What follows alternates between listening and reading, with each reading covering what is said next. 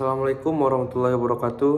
Perkenalkan, nama saya Muhammad Rizal Iksan dengan NIM 24060137. Dengan slide pertama ini saya akan memperkenalkan topik yang kita akan bahas, yaitu tentang pembangunan ekonomi komparatif, yang mana dengan mata kuliah ekonomi pembangunan. Pada presentasi ini saya akan menjelaskan bagaimana cara membandingkan ekonomi pembangunan dengan antar negara, terutama dengan negara maju dan negara berkembang. Yang penting topik yang saya bahas ini adalah melakukan perbandingan kenapa negara yang sangat maju itu secara ekonomi, dan sementara juga ada kenapa masih ada negara yang tertinggal karena ekonomi atau sedang tahap pembangunan. Dengan mendalami perbedaan ini, para ekonom atau pemerintah dapat memutuskan atau merumuskan kebijakan pembangunan yang lebih tepat untuk perkembangan ekonomi selanjutnya. Oke, kita lanjut ke slide 2, yaitu tentang pengertian pembangunan ekonomi komparatif. Pembangunan ekonomi komparatif ialah kajian yang membandingkan kondisi ekonomi antar negara. Biasanya perbandingan ini dilakukan antar negara atau misalnya negara maju dan negara berkembang. Tujuan dari perbandingan ini adalah untuk melihat berbagai perbedaan.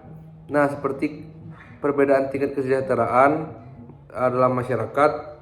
Yang kedua yaitu perbedaan tingkat produktivitas dalam ekonomi. Yang ketiga yaitu serta perbedaan tingkat pembangunan ekonomi. Nah, contohnya itu ialah jika kita membandingkan Amerika Serikat dengan Indonesia, kita dapat melihat bahwa tingkat teknologi di Amerika jauh lebih maju, atau aktivitas yang dilakukan Amerika itu lebih maju, dan juga aktivitas tenaga kerja yang di Amerika juga sangat tinggi dibandingkan negara Indonesia, dan pendapatan pun juga sangat jauh dari Indonesia dan Amerika, dan pendapatan masyarakat Indonesia lebih kecil atau pendapatan Amerika jauh lebih besar dari Indonesia. Nah, dari perbandingan tersebut dapat kita jelaskan, atau para ekonom dapat menjelaskan bagaimana sih faktor-faktor yang membuat satu negara itu bisa cepat maju agar negara itu tidak selalu dalam negara berkembang atau bisa dibandingkan dengan negara maju. Dengan kata lain, pembangunan ekonomi ini harus mempelajari berbagai pengalaman dari negara lain. Bukan hanya patokan satu negara saja, tetapi kita dapat melihat berbagai dari negara lain untuk mengatur gimana sih negara kita akan maju, tidak selalu berkembang saja. Oke, kita ke slide berikutnya, itu slide 3, yaitu tujuan pembangunan ekonomi komparatif. Yang mana tujuan pembangunan ini ialah meningkatkan margin keuntungan melalui spesialisasi produksi. Artinya tuh setiap negara tuh sebaiknya memproduksi barang yang efisien untuk mereka produksi. Dalam ekonomi ini disebut dengan keunggulan komparatif. Misalnya Indonesia tuh unggul dalam pertanian dan sumber daya alam, dan Jepang unggul dalam teknologi dan industri. Dapat kita lihat dalam kehidupan nyata Indonesia memang sangat unggul dalam pertanian, misalnya pertanian beras dan lain-lain. Dan kita lihat di Jepang sangat memproduksikan teknologi, contohnya tuh seperti teknologi motor dan lain-lain yang dapat kita ketahui dengan kemajuan Jepang dalam teknologi dan industri otomotif. Jika setiap negara fokus pada keunggulan mereka, nah misalnya Indonesia fokus pada keunggulannya dan Jepang fokus pada keunggulannya, maka perdagangan nasional itu akan menjadi efisien atau dapat dilakukan. Karena tujuannya itulah efisiensi sumber daya, karena kita dapat menggunakan, misalnya Indonesia menggunakan efisiensi dari Jepang dan Jepang menggunakan efisiensi dari Indonesia. Nah, setiap negara itu memiliki sumber daya yang berbeda-beda, seperti sumber daya alam, tenaga kerja, dan teknologi. Dengan memanfaatkan sumber daya tersebut secara optimal, suatu negara itu dapat meningkatkan produktivitasnya dalam ekonomi. Tujuan yang kedua yaitu tentang meningkatkan pertumbuhan ekonomi. Nah, pertumbuhan ekonomi ini yaitu dapat kita lalui dengan peningkatan ekspor. Kita akan meningkatkan suatu negara dengan jumlah ekspor yang sangat banyak dan meminimalkan impor yang terjadi. Karena negara itu menjual produk yang akan menjadikan keunggulannya di pasar. Seperti Indonesia akan menjualkan minyak atau rempah-rempahnya keluar karena kita memiliki keunggulan atau memiliki bahan yang kita unggulkan itu sangat banyak. Selain itu, pembangunan ekonomi bertujuan juga dengan mengurangi pengangguran. Jika sektor ekonomi suatu negara itu dalam keadaan berkembang, maka akan tercipta juga lebih banyak lapangan pekerjaan yang tercipta untuk masyarakat. Dapat kita lihat dalam kehidupan nyata, negara berkembang sangat memerlukan jumlah lapangan kerja untuk menjadikan suatu negara itu menjadi lebih maju. Karena suatu negara berkembang itu contohnya ialah negara yang masih minim dengan contoh lapangan kerja dan tenaga kerjanya yang sangat banyak tapi tidak bisa dihasilkan. Dan tujuan terakhirnya ialah menganalisis perbedaan struktur ekonomi antar negara. Tujuannya itu sehingga pemerintah kita dapat membuat kebijakan atau pembangunan yang lebih efektif. Oke, kita lanjut ke slide berikutnya, itu slide yang keempat dengan perbedaan negara maju dan negara berkembang. Yang kita bahas tadi, negara maju itu dan negara berkembang sangat-sangat berbeda. Negara maju itu memiliki beberapa ciri utama. Yang pertama itulah pendapatan per kapita yang tinggi. Pendapatan per kapita yang tinggi itu adalah rata-rata pendapatan masyarakat dalam satu negara. Semakin tinggi pendapatan per kapita, maka semakin tinggi juga tingkat kesejahteraan masyarakat.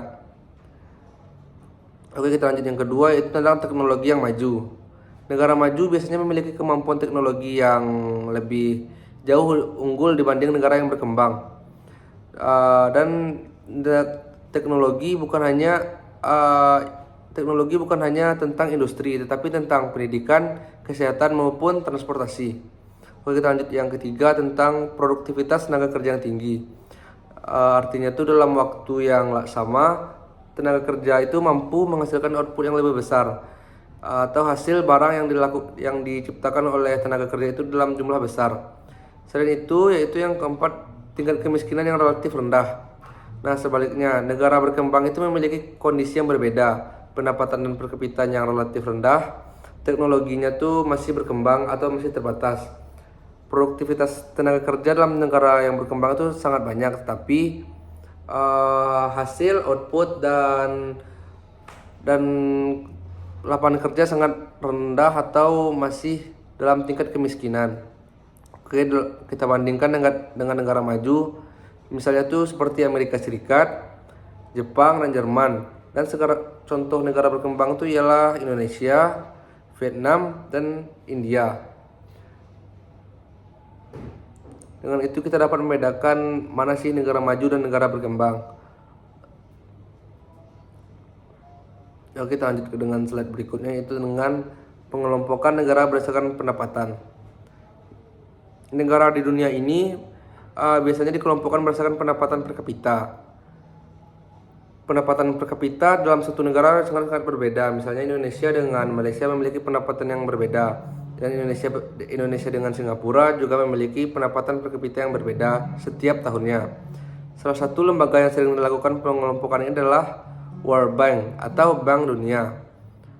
Bank Dunia inilah salah satu tugasnya itu tentang mengatur atau mengkelompokkan berapa sih pendapatan per kapita suatu negara A dan negara B. Secara umum dibagi menjadi 3 kategori, yaitu yang pertama itu negara berpendapatan yang rendah.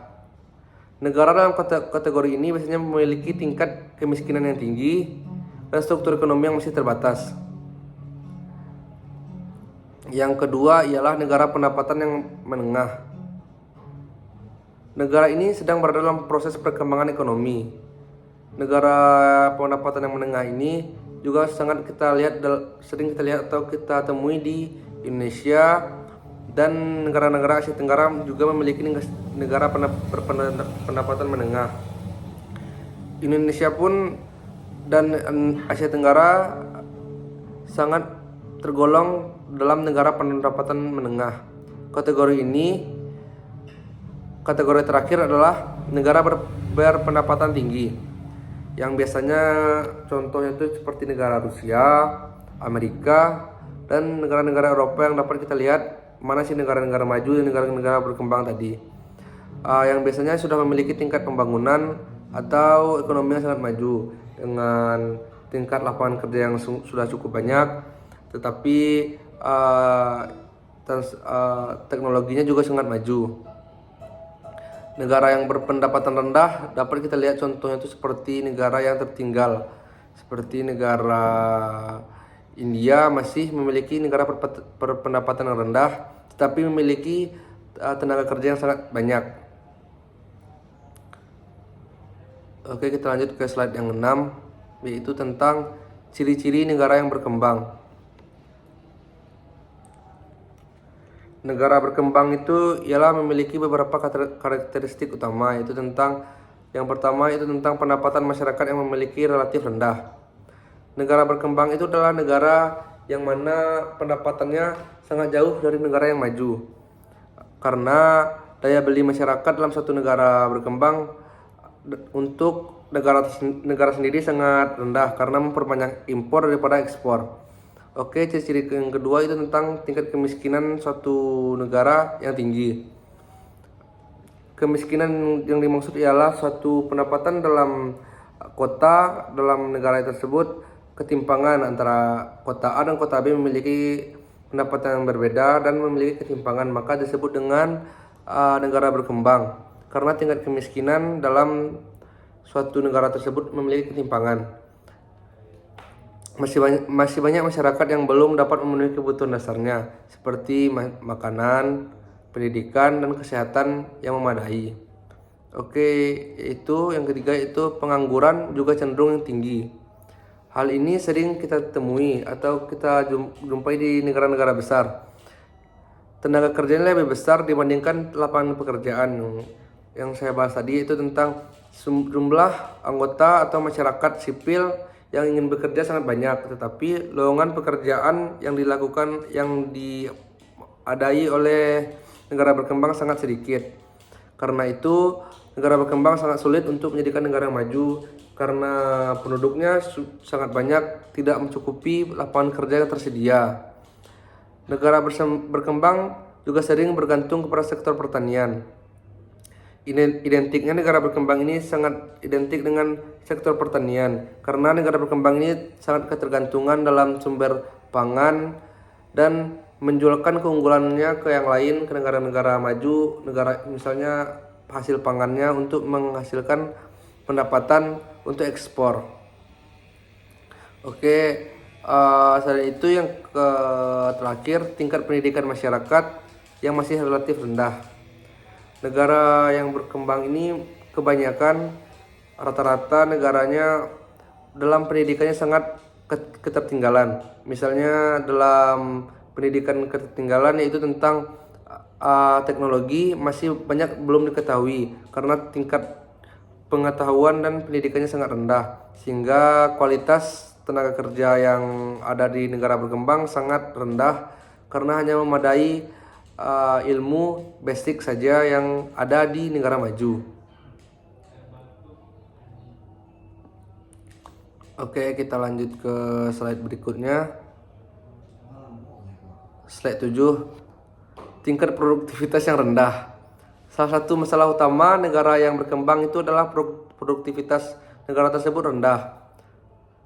Kemampuannya itu menghasilkan barang atau jasa dalam jumlah tertentu dalam waktu tertentu. Nah, tentunya itu produktivitas rendah yang biasanya dilakukan dalam negara berkembang. Yang pertama itu faktor-faktornya ialah yang pertama teknologi yang masih terbatas. Teknologi, banyak sektor produksi yang masih menggunakan peralatan sederhana. Contohnya dalam negara berkembang dalam membajak sawah. Di Indonesia masih menggunakan alat bantu seperti hewan, kerbau, dan masih menggunakan tangan atau cangkul. Sedangkan di negara maju sudah menggunakan teknologi mesin untuk menggiling padi dan sebagainya. Yang kedua itu faktor kualitas pendidikan yang masih rendah. Jika pendidikan rendah, maka keterampilan tenaga kerja juga sangat terbatas. Selain itu, negara berkembang juga sering mengalami kekurangan investasi modal. Investasi yang digunakan dalam negara berkembang sangat kurang dikarenai tenaga kerja yang rendah karena memiliki pendapatan juga rendah. Padahal investasi ini sangat penting untuk jangka panjang dalam membangun pabrik, infrastruktur, dan teknologi. Akibat dari semua ini adalah jumlah produksi barang jasa menjadi lebih rendah dibanding negara yang maju. Oke, kita lanjut ke slide 8. Ketimpangan pendapatan. Masalah lain sering terjadi di negara berkembang ialah ketimpangan pendapatan, yaitu perbedaan pendapatan yang berbeda dari kota A dan kota B atau kelompok masyarakat. Dalam banyak negara berkembang sering terjadi kondisi di mana sebagian kecil masyarakat memiliki pendapatan yang sangat tinggi, sementara sebagian besarnya memiliki pendapatan yang sangat rendah. Dan pendapatan ketimpangan tersebut sangat sering terjadi atau nampak kita lihat di negara-negara berkembang. Ketimpangan tersebut dapat menyebabkan seperti kemiskinan, kesenjangan sosial, dan ketidakstabilan ekonomi. Untuk mengukur ketimpangan pendapatan ekonomi tersebut, kita dapat menggunakan kurva Lorenz. Nah, oke, kita slide 9. Kurva Lorenz ialah grafik yang digunakan untuk menggambarkan tingkat pemerataan dan pendapatan dalam masyarakat. Kurva ini dilakukan oleh ekonom yang bernama dengan Max O. Lorenz. Nah, makanya kita kenal dengan kurva Lorenz. Dan dua garis utama. Grafis pertama yaitu adalah garis diagonal. Diagonal yang merupakan kondisi pemerataan pendapatan yang sempurna antara negara A dan kota A dan kota B. Artinya kelompok masyarakat yang memiliki pendapatan yang sama. Sedangkan garis kedua itu kurva Lorenz ini, kita slide ya. Dalam kurva ini menunjukkan kondisi nyata distribusi pendapatan. Jika kurva itu semakin jauh dari garis diagonal, maka ketimpangan pendapatan semakin besar. Nah, sebaliknya, jika kurva itu semakin dekat atau mendekati garis diagonal, maka distribusi pendapatan tersebut semakin merata. Nah, contoh kurva Lorenz ini kita lihat nih dari gambar tersebut. Dapat kita lihat kan bahwa kurva Lorenz itu sendiri menunjukkan kondisi nyata distribusi pendapatan. Nah, kita lihat dalam garis ini jauh dari garis diagonal maka ketimpangan pendapatan.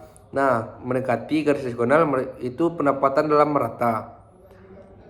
Dalam grafik ini dapat kita lihat juga sumbu horizontal ini menunjukkan persentase jumlah penduduk dan sumbu vertikal menunjukkan persentase pendapatan. Cara membaca grafik ini adalah dengan melihat jarak antara kurva Lorenz dengan garis diagonal. Semakin besar jaraknya, maka ketimpangan semakin tinggi. Semakin dekat, maka pendapatan semakin merata. Nah, kurva ini sering digunakan oleh pemerintah dan ekonom untuk menganalisis bagaimana sih tingkat pemerataan di suatu negara. Oke, dalam slide 11, pertumbuhan penduduk yang tinggi. Banyak negara berkembang memiliki tingkat pertumbuhan penduduk yang tinggi. Pertumbuhan penduduk yang tinggi dapat menimbulkan masalah ekonomi. Yang pertama adalah kebutuhan lapangan pekerjaan akan semakin tinggi. Jika lapangan kerja tidak bertambah dengan cepat, maka pengangguran akan meningkat. Yang kedua itu pertumbuhan penduduk juga memiliki tekanan terhadap sumber daya alam seperti lahan, air, dan pangan. Akibatnya masalah kemiskinan menjadi lebih sulit dan dikurangi. Karena itu, pengendalian pertumbuhan penduduk sering menjadi salah satu kebijakan penting dalam pembangunan ekonomi. Kita slide berikutnya itu peran pembangunan ekonomi. Yaitu tujuan utamanya itu adalah meningkatkan kesejahteraan masyarakat. Hal ini dapat dilakukan dengan beberapa cara, yaitu yang pertama meningkatkan pendapatan masyarakat, yang kedua mengurangi tingkat kemiskinan, yang ketiga memperbaiki kualitas pendidikan. Selain itu, pembangunan ekonomi juga bertujuan untuk menciptakan lapangan pekerjaan yang lebih banyak, sehingga masyarakat dapat memiliki pekerjaan yang penghasilan yang lebih baik. Oke, kita slide ke 13. Oke, itu kesimpulan yang terakhir. Nah, kesimpulan ini, pembangunan ekonomi komparatif ini merupakan kajian yang membandingkan kondisi ekonomi antar negara, mulai perbandingan tingkat pembangunan negara dan negara berkembang dan negara maju. Negara berkembang biasanya menghadapi tantangan seperti kemiskinan, produktivitas yang rendah, ketimpangan pendapatan, serta penduduk yang tinggi. Karena itu, pembangunan ekonomi menjadi sangat penting untuk meningkatkan kesejahteraan masyarakat dan mengurangi berbagai masalah dalam ekonomi tersebut. Baiklah, hanya itu yang dapat saya sampaikan. Sekian penjelasan dari bab 2 ini. Mohon maaf atas kesalahan dan kekurangan. Saya akhiri dengan Assalamualaikum warahmatullahi wabarakatuh.